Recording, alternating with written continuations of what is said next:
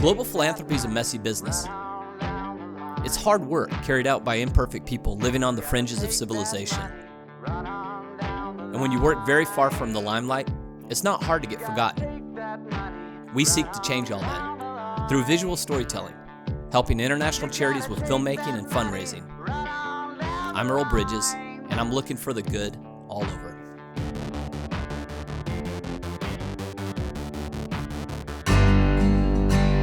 Our travel party consists of one of my best and oldest friends, Craig. We played basketball together in high school in Bangkok, Thailand. He's a career storyteller, cameraman, producer, and director. And he's a missionary kid, or an MK, like me. Born in Thailand, he's another third culture kid. He has decades of experience traveling internationally and enough stories to fill his upcoming book. That sounds made up, can't possibly be true, but it is.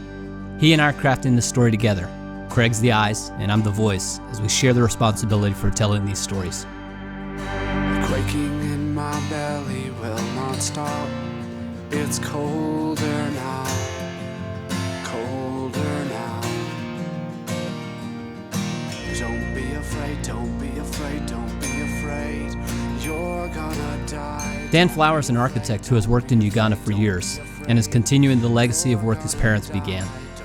Jess Karsten is a young, single designer who helped put the plans together for the maternity clinic we're going to go visit. We have 6 hours of travel ahead of us. Today, another couple of hours tomorrow. It's fully 2 days to get to site. It's a long trip. And like most stories of traveling expats, we find more in common traveling together than we ever would have if we'd met up back at home.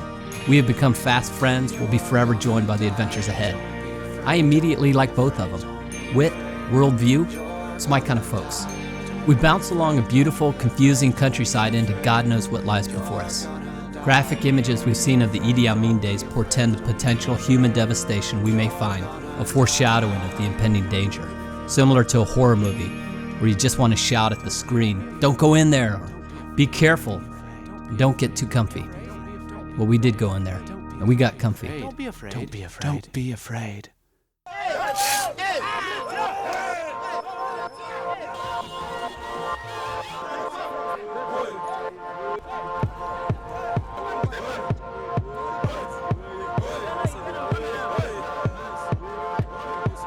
Some days the voices say I'm dead. Man, this was a good trip. There's all kinds of cool stuff. You and I were talking earlier about the scenes. There's a lot of different scenes. I mean, everything from like the circumcision ritual. Right. Oh my gosh, how cool is that? I figure we stumbled upon some really good shots. So the circumcision ritual was terrifying. The maternity ward clinic where you actually see newborn babies, some of which didn't even make it. Just incredibly emotional. The shots of you preaching to the Muslims.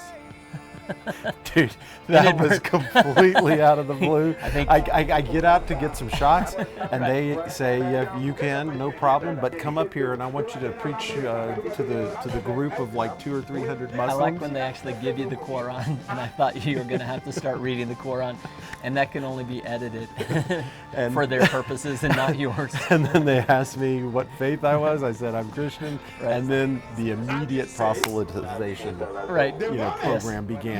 And they started kind of almost debating about Islam, and I'm like, I'm just here to shoot cool video. My brother, when are you embracing Islam? Because your friends are running away from the church, embracing mosques. We believe in Allah and bear witness that we are what? Muslims. Very good. We're welcomed in with peace and love and brotherhood, and we're almost converted.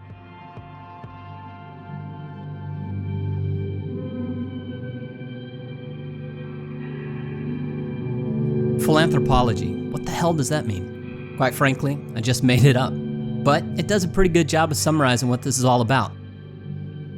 Craig and I are on a quest, a mission if you're more religiously inclined like Craig, or perhaps better, a research project if you're more scientifically inclined like me. Our quest is to meet the people who self-sacrificially made differences in places like Uganda. As philanthropologists, we study their every movement. On camera, of course. Who are these people? Why are they here? What makes them tick?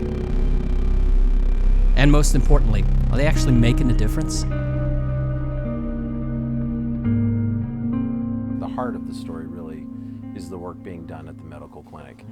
And building this clinic so that mothers can have a safe place to deliver babies. What an amazing story.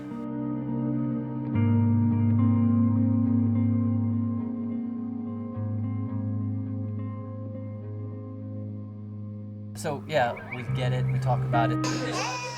And then until you roll into the maternity ward and you see 5 babies to a single bed, and you realize the ward in the public hospital. In the public hospital, that's right, where you've got an established hospital that's been there forever, that has a 20-year plan, but we're nowhere near that 20-year plan. And meanwhile, babies are stacked next to each other, 5 on a bed that's meant for 1. And Kathy, her story, being inside of this probably, I don't know, 10 meter by 10 meter room with 30 babies and 30 wives and all of the attendant, kind of nurses, and you think about the miracles that happen in a 10 meter by 10 meter space.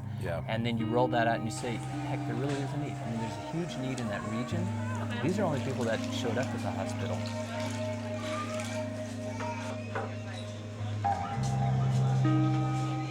It brought me to tears, honestly, capturing that, premature, this preemie baby, and watching as it's taking its last breaths.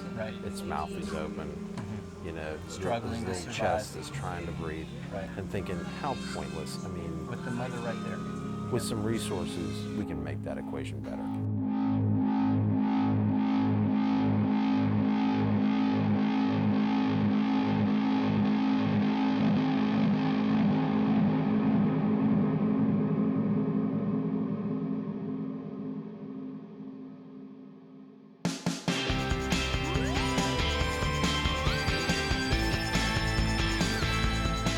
Global philanthropy, it's a messy business, oftentimes with the focus on that second word, business.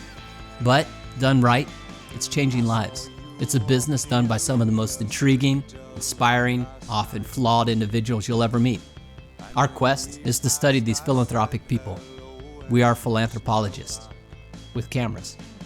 Like Uganda, there are tragic stories of war and genocide. But there's also good stories of love and mercy. I believe in peace, I believe in love, I believe in those things. And you follow who? I follow God. Through which prophet? Through Jesus. You follow God through Jesus Christ. Thank you very much. These good stories can be found in some of the most unlikely places. This good, it happens all over. Explain what's happening, Ron. So what happened is these guys are running away from the Marine Police. The Marine Police have stopped another boat back there, and so they're otherwise occupied with getting people for not having a life jacket here on Lake Victoria. So these guys are going to tag on with us because we're in the middle of the Lake Victoria. These guys have been paddling like heck in order to get out.